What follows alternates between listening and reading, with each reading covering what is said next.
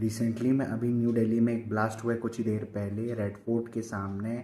तो official statement वहाँ के दिल्ली कमिश्नर का और होम मिनिस्टर अमित शाह जी का भी आ गया है कि 6:52 पे एक I-20 कार स्लो स्पीड करती है और ब्लास्ट होता है, और साइमल्टेनियसली आजू बाजू की जो 6 कारें और जो 2 रिक्शा हैं उसमें बहुत जल्दी आग पकड़ लेती है।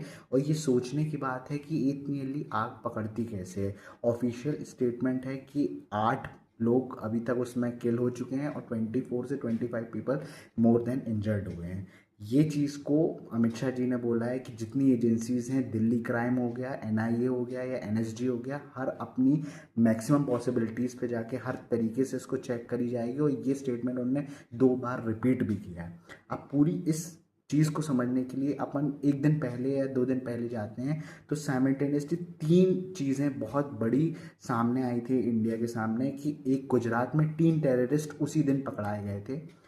फरीदाबाद में मुर्शिदाबाद में सॉकेट बॉम्ब्स जो कि 2900 किलो RDX, मतलब 1600 किलो RDX के बराबर 2900 अमोनियम नाइट्रेट जो एक होता है उसकी इज इक्वल्स टू अगर देखा जाए तो 1600 RDX यूज़ हुआ था। जो कि आप इमेजिन कर सकते हैं कि पुलवामा में जब हमले की कोशिश हुई थी तो 80 kgs हुआ था। सोचिए कितना बड़ा प्लान कर रहा था। और वहीं पर जम्मू एंड कश्मीर के एक डॉक्टर के यहाँ AK-47 भी मिली गई थी। ये चीज़ उनकी इंक्वायरी में, मतलब उनको एज अ कंप्लेंट किसी ने संदिग्ध में बोला था कि हाँ इनके पास रखी जा सकती है, तो उनके जांच में उनको AK-47 मिली थी। ये सब। और कल अगर देखा जाए तो एक शहीना नाम की एक डॉक्टर है, फीमेल डॉक्टर है, इसके पास भी AK-47, she is roaming around by carrying that AK-47 in his car. सोचिए कितनी बड़ी बात हो रही है। अब मैं इसको डॉक्टर शहीना बोलूँ या टेररिस्ट शहीना बोलूँ, ये नहीं। और ये सब चीज़ें चालू हुई हैं जब से act of terrorism, act of war का घोषित हुआ है। इंडिया ने घोषित किया है कि किसी भी एक्ट ऑफ टेररिज्म को हम एक्ट ऑफ वॉर मानेंगे पाकिस्तान के लिए।